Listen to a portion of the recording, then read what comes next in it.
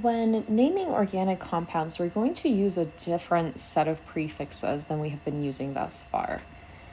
So we're going to start by naming hydrocarbons because this is the simplest system that we have, and all of the other organic compound naming is going to be based on the hydrocarbon system.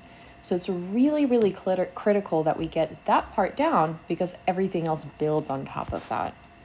So just to remind you, hydrocarbons contain only carbon and hydrogen.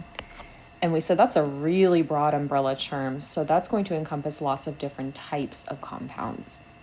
So we can classify hydrocarbons as alkanes, alkenes, and alkynes. We're going to come back to alkenes and alkynes, so I'm just going to mention them right now, and then we'll go into more detail on those later. In alkanes, we have carbons and hydrogens that are connected only by single bonds.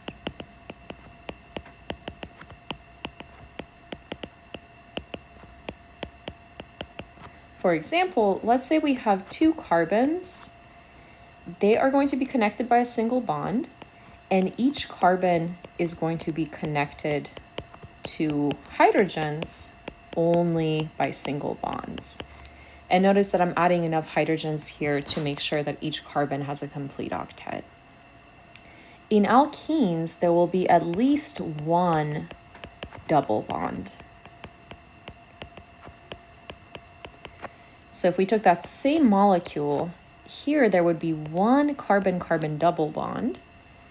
And notice now that each carbon only needs two hydrogens to complete its octet. In alkynes, we have at least one triple bond. In this case, the carbons will be connected by a triple bond, and that means that each carbon only needs one hydrogen to complete its octet. So notice as you transition from alkanes to alkenes to alkynes, the number of hydrogens decreases. We call alkanes saturated because they contain the maximum amount of hydrogen that each carbon can have.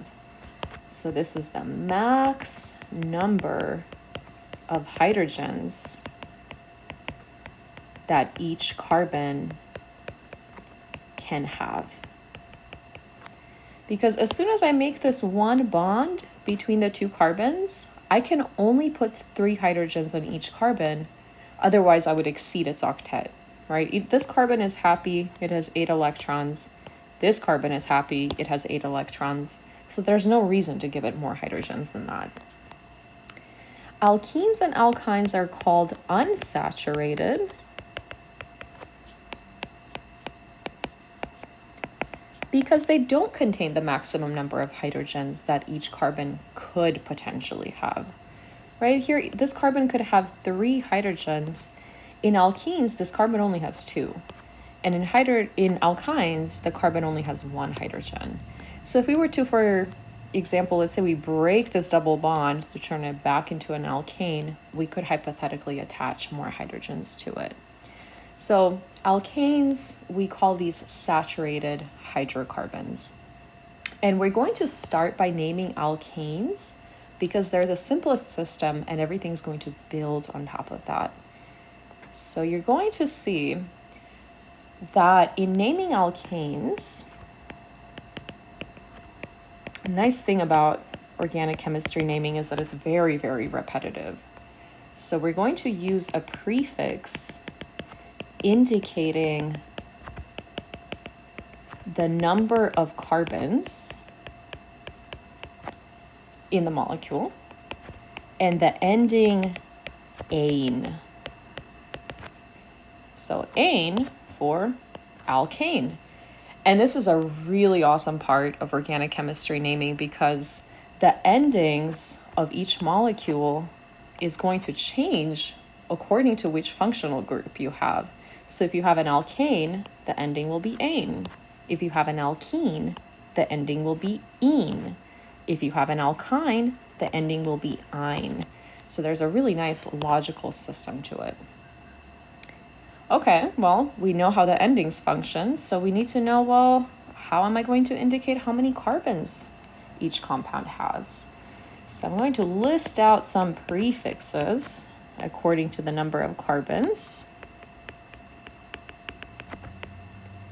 If a molecule has 1 carbon, the prefix is meth. 2 carbons, the prefix is eth. 3 is prop. 4 is bute. 5 is pent. And it might help to think back to pentagon, right? Pentagons have 5 sides, so 5. 6 is hex, like hexagon, sorry. 7 is hept. 8 is oct.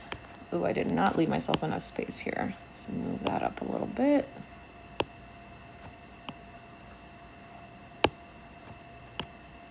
9 is known, and 10 is dec. So these are the prefixes that are really important to know. Know these as soon as possible because every organic compound that we name is going to be based on these prefixes. And once you know these, you'll see it'll be really nice because the only thing that will change is the ending of the term. So if we look back to these molecules that we drew up here, notice this has 2 carbons. So I'm going to use the prefix eth. And then the ending ane to indicate that it's an alkane. So the name of that molecule is ethane.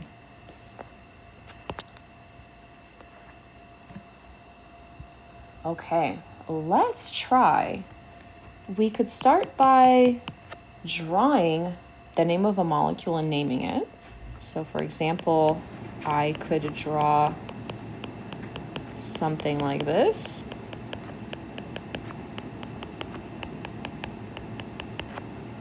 I see that it's an alkane because these carbons and hydrogens are connected by single bonds. Okay, well, if it's an alkane, it's going to get the ending ane. And then I have to think about, well, how many carbons are there? And I see that there are 3 carbons, so it's going to get the prefix prop and the ending ane to indicate that it's an alkane, and its name is propane. We could go in the other direction. So we could go from the structure to the name, or we could go from the name to a structure. So I could say something like, draw pentane. All right, well, the prefix pent tells me that there are 5 carbons in the formula. So I'm going to start by sketching 5 carbons. And the ending ane tells me that this is an alkane, which means that all of these carbons are going to be connected by single bonds. So I'm going to go through and connect these with single bonds. And then I need to think about, well, how many hydrogens do I need to complete the octet of this of all of the carbons in this structure? And if I focus on this first carbon right here, I notice that it has 1 bond, which means it has access to 2 valence electrons. To complete its octet, it needs to make 3 more bonds. So I'm going to give it 3 hydrogens. Notice that this carbon at the end is the exact same thing. It has 1 bond, so it needs 3 more to complete its octet. And I'm going to fill that in with hydrogens. Each carbon in the middle, I can focus on this one right now, it has 2 bonds, which means it needs 2 more bonds to complete its octet. So I will give it 2 hydrogens. And the carbon next door has the exact same situation going on, as does this one. And if I fill in each carbon with the appropriate number of bonds to fulfill its octet and populate that with hydrogens, I have my alkane. So this is the structure of pentane.